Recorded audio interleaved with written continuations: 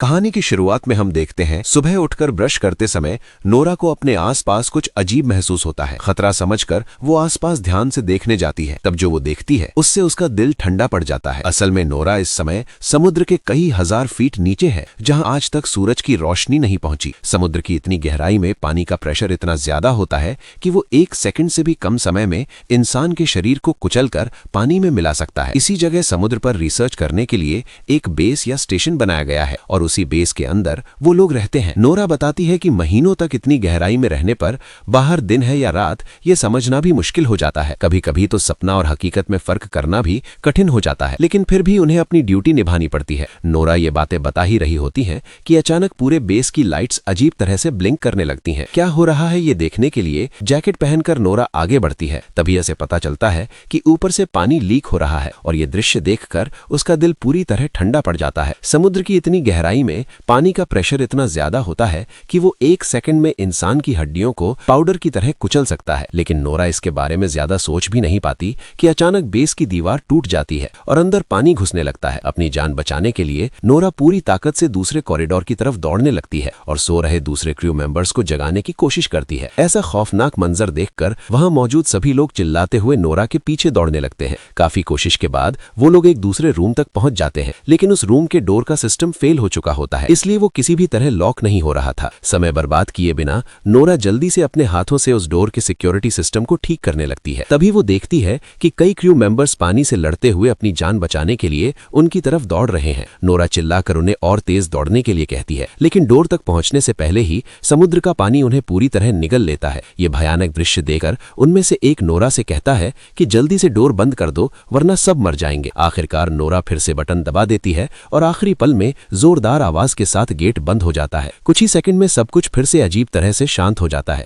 थोड़ी देर बाद उनका एक साथी रोद्रिगो कहता है कि शायद कोई बड़ा भूकंप आया होगा, वरना ऐसा होना मुश्किल है। इसके बाद वो लोग कंट्रोल रूम से संपर्क करने की कोशिश करते हैं, लेकिन वहां से कोई जवाब नहीं आता। मतलब कंट्रोल रूम से उनका पूरा संपर्क टूट चुका था। उसी समय उन्हें एक दिल दहला देने वाली अजीब आवाज सुनाई देती है। उन्हें लगता है जैसे बेस के बाहर कोई बहुत बड़ा रहस्यमय ऑब्जेक्ट पानी के अंदर हिल रहा है और अपने तेज नाखूनों से बेस की दीवारों पर वार कर रहा है। खतरा बढ़ सकता है ये सोचकर नोरा और रोद्रिगो देर किए बिना एस्केप पॉड्स की तरफ निकल पड़ते हैं। टूटे फूटे बेस के अंदर से गुजरते हुए वो लोग रास्ता खोजने की कोशिश करते हैं। तभी पीछे से कोई दर्द भरी आवाज में चिल्लाता है, मुझे बचाओ। नोरा पीछे मुड़कर देखती है कि उनका साथी पॉल मलबे के नीचे दबा हुआ है। नोरा और रोद्रिगो मिलकर काफी कोशिश के बाद उसे बाहर खींच लेते हैं। अब तीनों मिलकर एस्केप की तरफ बढ़ने लगते हैं। आगे का रास्ता इतना तंग हो चुका होता है कि उन्हें रेंगते हुए आगे बढ़ना पड़ता है। सबसे आगे नोरा होती है। अचानक उसकी नजर एक डेड बॉडी पर पड़ती है। उस आदमी की आंखें अभी भी खुली हुई थी और उनमें इतना डर था कि लगता था मरने से ठीक पहले उसने कोई बहुत डरावनी चीज देखी थी। ये दृश्य देखकर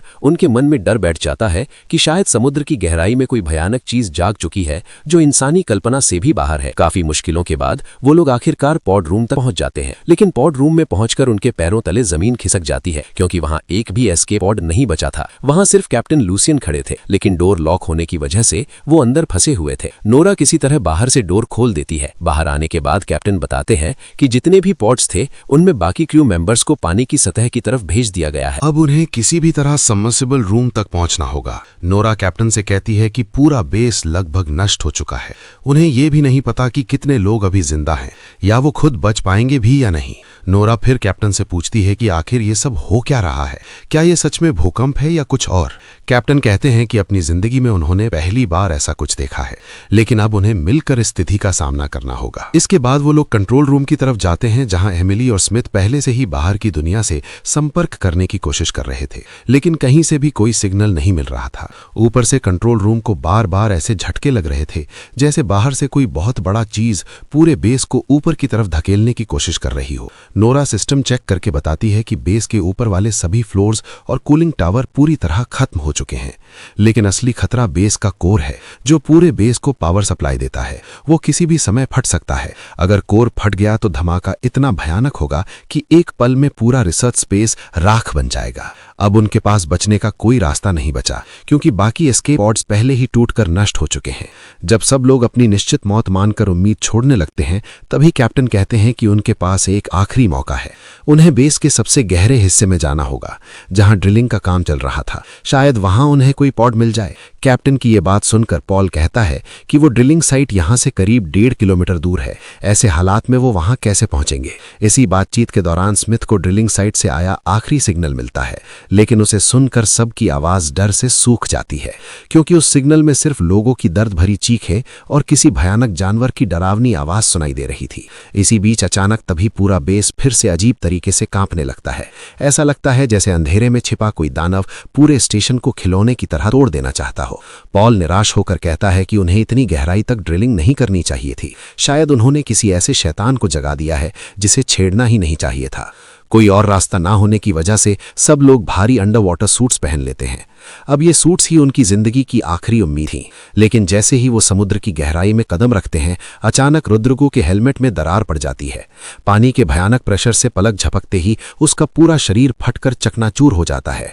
अपने साथी की ऐसी दर्दनाक मौत देखकर कोई भी खुद को संभाल नहीं पाता। नोरा जब इस काले गहरे समुद्र की तरफ देखती है तो उसे लगता है कि यह सन्नाटा अंतरिक्ष से भी ज्यादा डरावना है। साथी को खोने का दुख और मौत का डर लेकर वो किसी तरह कार्गो लिफ्ट की छत पर कूदते हैं और उसके अंदर घुस जाते हैं। तब कैप्टन सबको बताते हैं कि उन्हें जितनी जल्दी हो सके इस बेस से दूर जाना होगा, क्योंकि ये किसी भी समय ज्वालामुखी की तरह फट सकता है। इसके बाद लिफ्ट उन्हें लेकर समुद्र की और भी गहराई में उतरने लगती है। तभी लिफ्ट की स्क्रीन पर किसी पॉड से मदद का सिग्नल दिखाई देता है। कैप्टन जल्दी से लिफ्ट रोक देते हैं और पॉल और स्मिथ को कहते हैं कि जो भी ये सिग्नल भेज रहा है उसे ढूंढ कर लाओ। दोनों फिर से भारी अंडर वाटर सूट्स पहनकर पानी में उतर जाते हैं, लेकिन बाहर इतना घना अंधेरा होता है कि सूट की लाइट से भी ठीक से कुछ दिखाई नहीं देता। आगे बढ़ते हुए स्मिथ को महसूस होता है कि अंधेरे में कोई चीज शायद उनका पीछा कर रही है।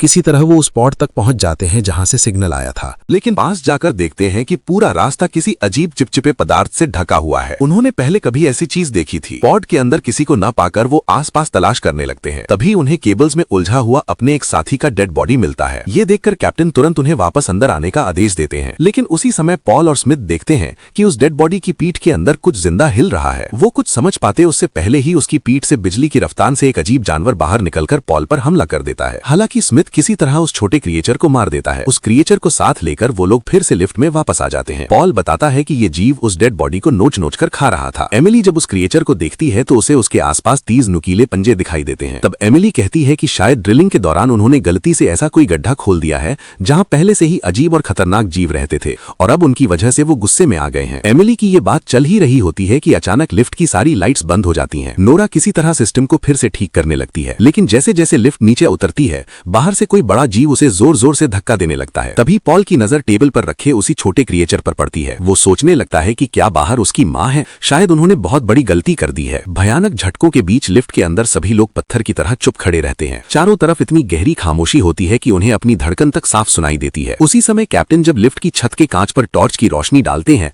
तो अचानक एक विशालकाय क्रिएचर उस कांच पर जोर से हमला कर देता है और वो किसी दानव जैसे इंसान की तरह दिख रहा था। सब लोग बुरी तरह डर जाते हैं। तभी अगले ही पल बेस के ऊपर वाले हिस्से में जोरदार एक्सप्लोजन हो जाता है। रोशनी इतनी तेज होती है कि लगता है जैसे समुद्र की गहराई में अचानक सूरज निकल आया हो। इस धमाके के झटके से लिफ्ट के मोटे केबल्स टूट जाते हैं और लिफ्ट तेजी से नीचे गिरने लगती है। इसलिए सभी लोग जल्दी से अपने हेलमेट्स पहन लेते हैं। लिफ्ट समुद्र की तलहटी से टकराने से पहले ही वो लोग बाहर कूद जाते हैं, लेकिन एक्सप्लोजन की वजह से ऊपर से ब्रिज के भारी लोहे के टुकड़े और मलबा बारिश की तरह गिरने लगता है। अपनी जान बचाने के लिए सब लोग एक दूसरे को संभालते हुए किसी तरह दौड़कर ड्रिलिंग चेंबर के दरवाजे तक पहुंचते हैं। चारों तरफ गहरा अंधेरा होता है और उस अंधेरे में कुछ अजीब सी परछाइयां दिखाई देती हैं। उधर ड्रिलिंग चेंबर का डोर भी जैम हो चुका होता है। काफी कोशिश के बाद वो लोग किसी तरह उसके अंदर घुस जाते हैं। तभी ऊपर से फिर एक डरावनी आवाज सुनाई देती है। कैप्टन सबको समझाते हुए कहते हैं कि शायद ये ऊपर से बेस के टूटे हुए हिस्से गिरने की आवाज है। इसके बाद वो लोग उस सुरंग जैसे चेंबर के अंदर धीरे धीरे आगे बढ़ने लगते हैं। जैसे जैसे वो आगे बढ़ रहे थे रास्ता और भी संकरा होता जा रहा था। एक जगह पहुंचकर उन्हें पता चलता है कि आगे का रास्ता मलबे की वजह से पूरी तरह बंद हो चुका है। तब नोरा हिम्मत करके कहती है कि वो पानी के नीचे तैरकर दूसरी तरफ जाएगी। वो अपना हेलमेट ठीक से पहनकर पानी में डुबकी लगाती है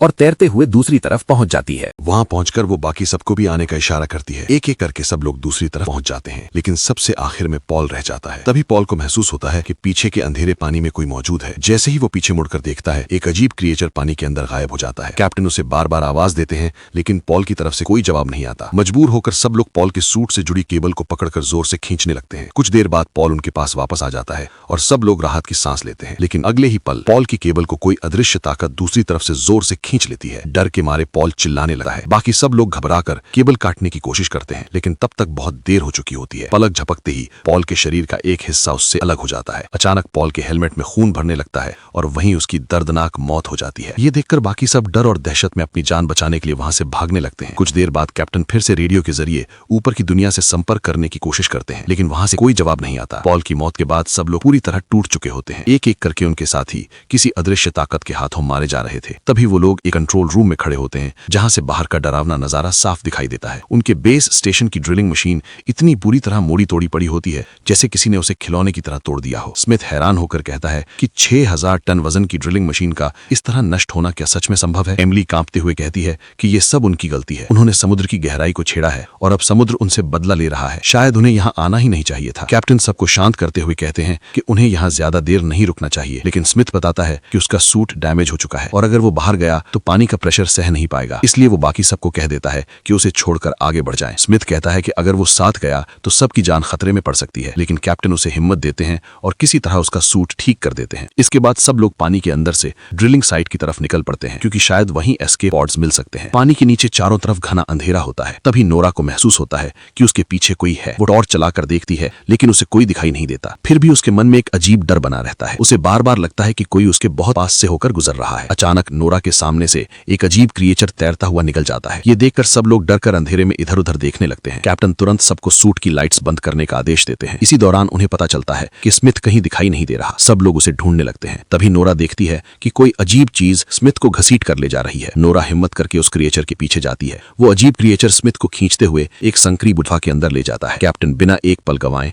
उसी गुफा के अंदर घुस जाते हैं। काफी अंदर जाने के बाद कैप्टन को स्मिथ मिल जाता है। किस्मत से स्मिथ अभी जिंदा होता है। कैप्टन उसे खींचकर बाहर ले आते हैं, लेकिन थोड़ी देर बाद कैप्टन को याद आता है कि स्मिथ की गन गुफा के अंदर ही रह गई है। इसलिए वो फिर से गुफा के अंदर जाकर गन निकालने लगते हैं, लेकिन जैसे ही वो वापस लौटने लगते हैं, गुफा की गहराई से एक भयानक मॉन्स्टर अचानक निकलकर कैप्टन को पकड़ लेता है और ऊपर की तरफ खींचने लगता है। कैप्टन के सूट की केबल में फंसने की वजह से नोरा भी उसके साथ ऊपर की तरफ खींचने लगती है। पानी के अंदर संघर्ष करते हुए कैप्टन और वो अजीब क्रिएचर एक बड़े प्लेटफॉर्म पर जा टकराते हैं। प्लेटफॉर्म के किनारे कैप्टन को लटका हुआ देखकर नोरा उसे बचाने की कोशिश करती है। तभी वो भयानक क्रिएचर फिर से उनके सामने आ जाता है। वो इतना विशाल होता है कि लगता है जैसे वो इस दुनिया का ही जीव नहीं है। वो अपना विशाल मुंह खोलकर नोरा के हेलमेट को निगलने की कोशिश करता है। उसी समय कैप्टन अपनी नाइफ निकालकर उस मॉन्स्टर पर वार करते हैं। दर्द से तड़पकर वो क्रिएचर नोरा और कैप्टन दोनों को तेजी से ऊपर की तरफ खींचने लगता है। कैप्टन समझ जाते हैं कि अगर वो इसी रफ्तार से ऊपर जाते रहे तो पानी के भयानक प्रेशर से उनका सूट फट जाएगा। इसलिए वो नोरा से कहते हैं कि केबल काट दो वरना वो भी मर जाएगी, लेकिन नोरा ऐसा करने के लिए तैयार नहीं होती। तब मजबूर होकर कैप्टन खुद ही अपनी नाइफ से केबल काट देते हैं और खुद को अलग कर लेते हैं। नोरा अलग होते ही अगले ही पल एक भयानक एक्सप्लोजन में कैप्टन की मौत हो जाती है। उसी धमाके में उनका सूट और शरीर पानी में बिखर जाता है। उस एक्सप्लोजन के झटके से नोरा नीचे समुद्र की तलहटी में बेस के एक छोड़े हुए हिस्से में जा गिरती है। वो जगह पूरी तरह सुनसान और खामोश होती है। किसी तरह अंदर जाकर नोरा मानसिक रूप से टूट जाती है, क्योंकि उसे नहीं पता कि स्मिथ और एमिली जिंदा है या नहीं। वो रेडियो से पागलों की तरह एमिली और स्मिथ से संपर्क करने की कोशिश करती रहती है, लेकिन कोई जवाब नहीं मिलता। फिर नोरा ऊपर पड़ी कुछ उपकरणों से एक पुराना सूट किसी तरह ठीक कर लेती है और उसे पहनकर दोबारा पानी में उतरती है ताकि एमिली और स्मिथ को ढूंढ सके। तभी रेडियो में एमिली की आवाज सुनाई देती है। उसी समय नोरा दूर अंधेरे में एमिली के सूट की लाइट चमकती हुई देख लेती है। काफी मुश्किल से वहां पहुंचने पर नोरा देखती है कि एमिली स्मिथ को घसीटते हुए आगे ले जा रही है, क्योंकि स्मिथ बहुत बुरी तरह घायल हो चुका था। नोरा एमिली को शांत करती है और दोनों मिलकर स्मिथ को खींचते हुए उस गहरे अंधेरे की तरफ बढ़ने लगे हैं। चारों तरफ माहौल बहुत डरावना होता है। हर पल ऐसा लगता है जैसे कोई भयानक परछाई छिप कर उन्हें देख रही हो। कई साथियों को खोने के बाद आखिरकार वो लोग ड्रिलिंग साइट तक पहुंच जाते हैं, लेकिन वहां पहुंचकर खुश होने की बजाय वो और ज्यादा घबरा जाते हैं, क्योंकि ड्रिलिंग साइट के मेन गेट तक पहुंचने के लिए बीच में एक पुल जैसा रास्ता पार करना पड़ता है और उस पूरे पुल पर हजारों खतरनाक क्रीचर्स गहरी नींद में पड़े हुए होते हैं। अगर उन्हें मेन गेट तक पहुंचना है तो इन्हीं क्रीचर्स के बिल्कुल पास से गुजरना पड़ेगा, और अगर उनमें से एक भी जाग गया तो पल भर में हजारों जानवर उन्हें फाड़ कर खा सकते हैं। कोई और रास्ता न होने की वजह से वो धीरे धीरे आगे बढ़ने लगे हैं, लेकिन बदकिस्मती से एक क्रीचर अचानक जाग जाता है और नोरा पर हमला कर देता है। नोरा चिल्लाकर एमिली से कहती है कि वो तुरंत वहां से भाग जाए। वो क्रीचर अपना विशाल मुंह खोलकर नोरा को निगलने की कोशिश करता है, लेकिन नोरा डरने के बजाय हिम्मत दिखाती है और अपनी गन से उस क्रीचर के पेट के अंदर गोली मार देती है। दर्द से तड़पते हुए वो क्रीचर वहीं मर जाता है। इसके बाद नोरा उसका शरीर चीरकर किसी तरह बाहर निकल आती है, लेकिन तब तक आसपास के बाकी सारे मॉन्स्टर्स जागने लगते हैं। ये देखकर नोरा अपनी गन रीलोड करने ही वाली होती है कि अचानक वो देखती देखती है कि जिस प्लेटफॉर्म पर ये क्रीचर्स उल्टे लटके हुए थे वो पूरा हिस्सा ऊपर उठकर अंधेरे में गायब हो जाता है। उसी समय नोरा सामने वाली बिल्डिंग के ऊपर एक विशाल छाया खड़ी देखती है। जब वो उस छाया पर गोली चलाने के लिए ध्यान से देखती है तो उसके दिल की धड़कन लगभग रुक जाती है। उसके सामने एक दानव जैसा समुद्री राक्षस खड़ा होता है। वो इतना विशाल था कि उसके सामने 50 मंजिला बिल्डिंग भी खिलौने जैसी लगती थी। अपनी जान बचाने के लिए नोरा पूरी ताकत से मेन गेट की तरफ दौड़ने लगती है। वो विशाल मॉन्स्टर अपने पैर से पुल पर इतनी जोर से हमला करता है कि लगता है जैसे पानी के नीचे कोई परमाणु बम फट गया हो। उस धमाके के झटके से नोरा दूर जाकर गिरती है और बेहोश हो जाती है। अगले ही पल एमिली नोरा को खींचते हुए मेन गेट के अंदर ले आती है और जल्दी से दरवाजा बंद कर देती है। स्मिथ, नोरा और एमिली किसी तरह अंदर आ तो जाते हैं, लेकिन खतरा अभी खत्म नहीं हुआ था। वो विशाल मॉन्स्टर पूरे ड्रिलिंग साइट बिल्डिंग को जमीन से उखाड़ने की कोशिश करने लगता है। किसी तरह वो लोग आगे बढ़ते हुए पॉड रूम तक पहुंच जाते हैं। वहां कुल 3 पॉड्स होते हैं। नोरा जल्दी से चेक करती है और पता चलता है कि उनमें से सिर्फ 2 ही ठीक से काम कर रहे हैं। इसलिए बिना समय गवाए नोरा और एमिली पहले स्मिथ को एक वर्किंग पॉड में बैठाकर ऊपर की तरफ भेज देते हैं। इसके बाद नोरा एमिली से कहती है कि वो दूसरे पॉड में बैठ जाए, लेकिन एमिली समझ जाती है कि बाकी बचा पॉड खराब है, इसलिए वो नोरा को अकेला छोड़कर जाने के लिए तैयार नहीं होती। तब नोरा उसे समझाते हुए कहती है कि स्मिथ के साथ उसका पूरा भविष्य है, इसलिए उसे जाना ही होगा। एमिली रोते हुए कहती है कि नोरा को जरूर वापस आना होगा, वो उसका इंतजार करेगी। ये कहकर नोरा एमिली का पॉड लॉन्च कर देती है। अब पूरे बेस में सिर्फ नोरा ही अकेली बची होती है। उसी समय पॉड रूम की कांच की दीवारों पर बाहर से छोटे छोटे क्रिएचर्स हमला करना शुरू कर देते हैं। नोरा सिस्टम चेक करती है और देखती है कि हजारों अजीब क्रिएचर्स स्मिथ और एमिली के पॉड्स का पीछा कर रहे हैं। नोरा गहरी सांस लेकर बेस के पावर कोर को अपने हाथों से ओवरलोड कर देती है। इससे पूरे बेस स्टेशन का सेल्फ डिस्ट्रक्ट मोड चालू हो जाता है। कुछ सेकंड की काउंटडाउन खत्म होते ही वहां भयानक एक्सप्लोजन हो जाता है। ये धमाका इतना ताकतवर होता है कि वो विशाल समुद्री मॉन्स्टर भी इससे बच नहीं पाता। उसके साथ साथ बाकी सारे क्रिएचर्स भी आग में झुलसकर खत्म हो जाते हैं। इस तरह नोरा अपनी जान कुर्बान करके अपने दोनों साथियों की जिंदगी बचा लेती है। बाद में न्यूज में दिखाया जाता है कि ड्रिलिंग साइट से 2 क्रू मेंबर्स को जिंदा बचा लिया गया है और इसी के साथ कहानी खत्म हो जाती है। वीडियो पसंद आया हो तो लाइक, शेयर और सब्सक्राइब जरूर करें।